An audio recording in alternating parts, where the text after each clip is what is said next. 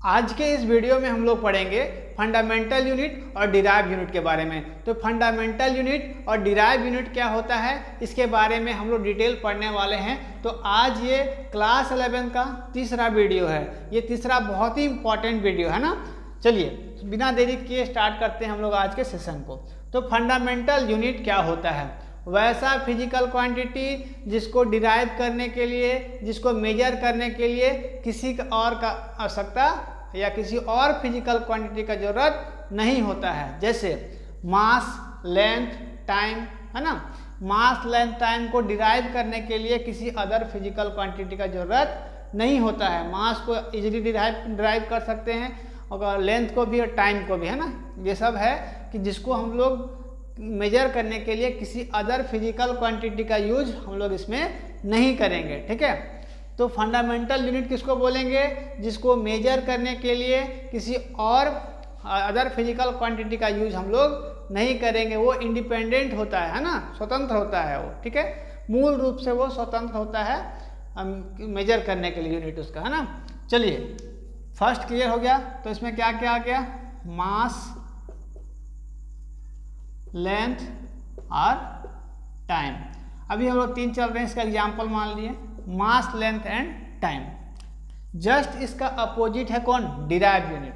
तो derive unit क्या होता है? वैसा फिजिकल क्वांटिटी जो दूसरे पर डिपेंड हो, जैसे कि फंडामेंटल यूनिट पर डिपेंड करता हो अपना मेजरमेंट करने के लिए, मेजर करने के लिए, ठीक है। जैसे एग्जाम्पल स्पीड। स्पीड का क्या हो जाएगा? Distance by time. स्पीड क्या करेगा? किस पर डिपेंड करेगा? डिस्टेंस पे और टाइम पे। जब इसके पास डिस्टेंस भी पता होगा, टाइम भी पता होगा, तब हम लोग इसका यूनिट हम लोग फाइंड कर सकते हैं, ठीक है। तो डिस्टेंस का हम लोग क्या ले लेंगे? मीटर। और टाइम का क्या ले लेंगे हम लोग? सेकेंड। तो मीटर पर सेकेंड हो जाएगा, है ना।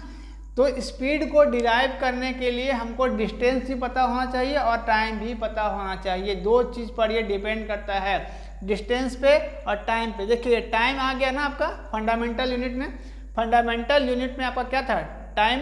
ये इंडिपेंडेंट था और यहाँ पर डिपेंड हो रहा है डिस्टेंस और टाइम दोनों पे। टाइम क्या है? फंडामेंटल यूनिट है।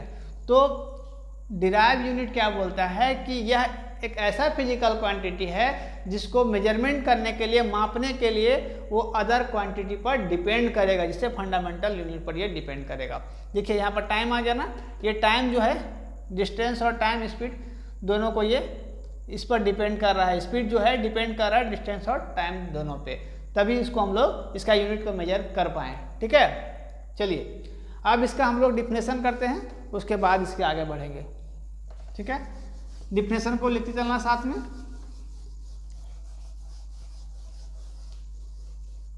चलिए फंडामेंटल यूनिट किसको बोलते हैं? जिसको डिराइव करने के लिए, जिसको मेजर करने के लिए किसी अदर फिजिकल क्वांटिटी का यूज ना करना पड़े। वो क्या होता है? उसका यूनिट के मेजर होने के लिए वो इंडिपेंडेंट होता है, स्वतंत्र होता है मूल रूप से, है ना। चलिए इसका डिफिनेशन करते हैं। The unit of measurement, the unit of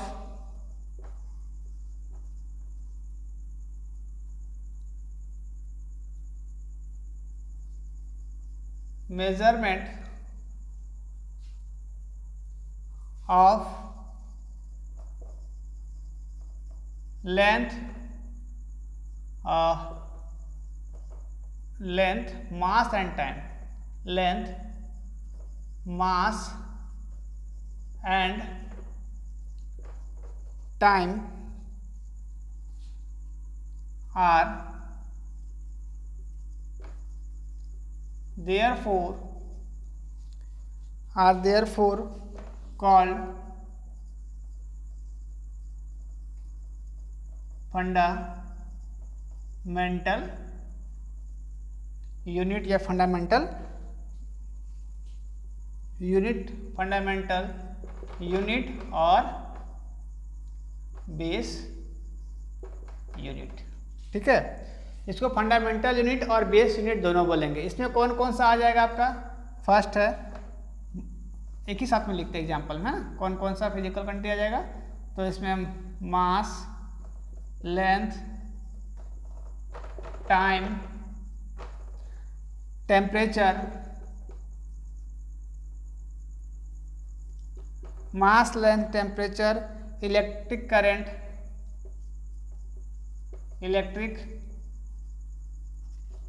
electric current, luminous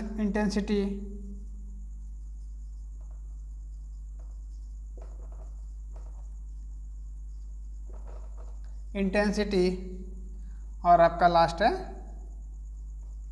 quantity of matter. ठीक है, चलिए फिर से इस पर डिटेल हम लोग एक बार समझ लेते हैं। तो ये क्या है, देखिए, fundamental units, the unit of measurement of length, mass and time are therefore called fundamental units और बेस यूनिट। इसको हम लोग फंडामेंटल यूनिट और बेस यूनिट दोनों बोलेंगे। देखिए, फंडामेंटल यूनिट को मैंने अभी बताया था जस्ट, और फिर मैं बताता हूँ कि वो क्या होता है, इंडिपेंडेंट होता है, किसी पर डिपेंड नहीं करता है ना। वो मेजरमेंट करने के लिए किसी पर डिपेंड नहीं होता, ये इंडिपेंडेंट होता है। इसका इजीली मेजरमेंट हो सकता है ना, डायरेक्ट इनडायरेक्ट दोनों तरह से मेजरमेंट इसका हो सकता है। जब हम लोग डिराइव यूनिट पढ़ रहे थे तो स्पीड का जब हम लोग निकाले तो स्पीड में क्या था, डिस्टेंस बाय टाइम।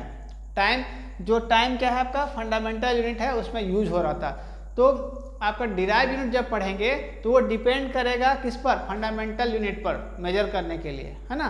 तो यहाँ पर बात है कि 7 तरह का कौन सा फंडामेंटल यूनिट्स होता है, तो mass, length, time, temperature, electric current, luminous intensity और क्वांटिटी ऑफ मैटर का क्वांटिटी पर ये इतना सारा जो है ये आपका क्या है, फंडामेंटल यूनिट्स है। ये सब को मेजर करने के लिए किसी का हमको ज़रूरत नहीं है, ये क्या है, इंडिपेंडेंट है। सारा जो 7 है वो 7 इंडिपेंडेंट है। ठीक है, क्लियर।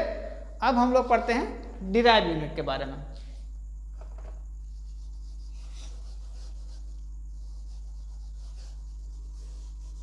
डिराइव यूनिट बहुत सिंपल है, बस वो डिपेंड करेगा मेजरमेंट करने के लिए फंडामेंटल यूनिट को।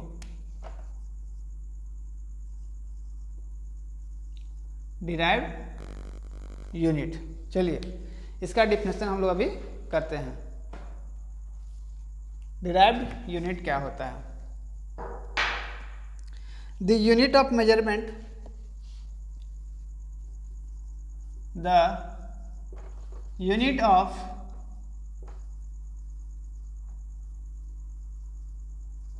measurement of all other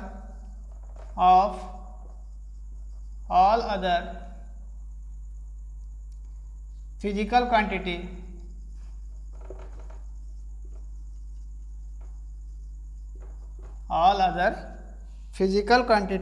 which can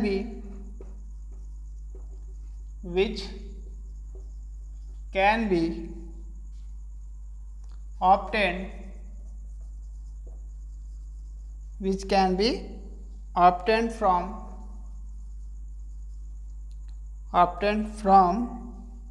fundamental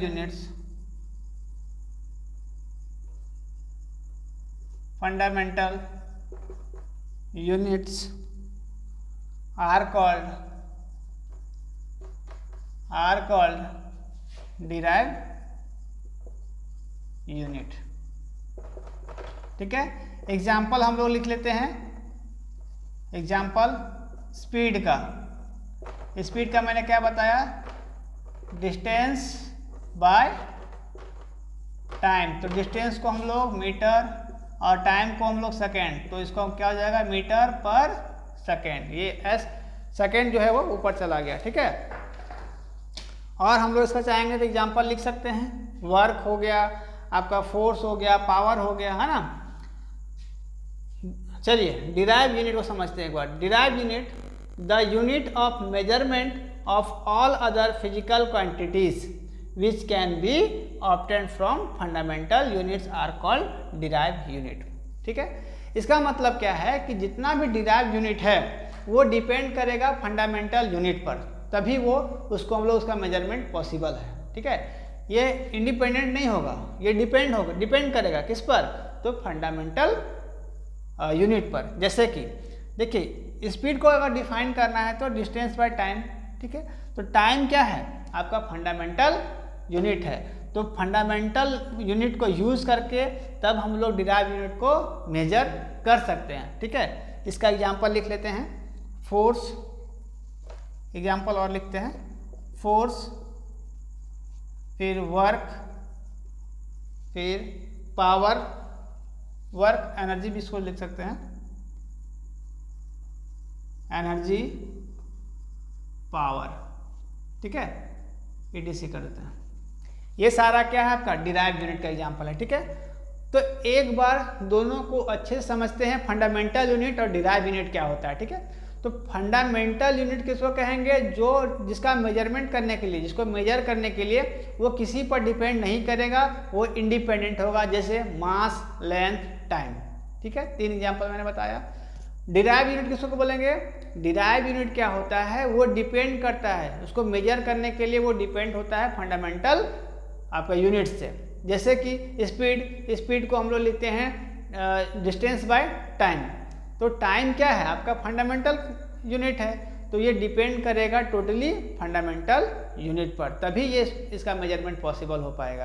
तो उसका क्या क्या एग्जांपल बताएं, वर्क, एनर्जी, पावर, है ना, force, work, energy, power. Work बोलिए या एनर्जी बोलिए, दोनों एक ही चीज़ है ना। तो ये हो गया आपका डिराइव यूनिट। आई होप आज का सेशन आप लोगों को क्लियर हो गया होगा, और अगर किन्हीं को दिक्कत होता है तो वो मेरे व्हाट्सएप ग्रुप पर आकर के जुड़ सकते हैं और अपना प्रॉब्लम बता सकते हैं। मैं उस पर वीडियो बना करके फिर से अपलोड कर दूंगा। आज ये क्लास 11 का तीसरा वीडियो था, बहुत ही इंपॉर्टेंट वीडियो। इससे हम लोग सारा यूनिट निकालना सीखेंगे, इसके बाद हम जो डेरिवेशन करेंगे सारा यूनिट निकालने के लिए करेंगे। ठीक है, तो आज का सेशन जरूर से जरूर शेयर करें, ताकि जो सारे बच्चे हैं वो आसानी से फिजिक्स पढ़ सकें, अच्छे मार्क्स ला सके और अच्छे से सीख सकें, है ना।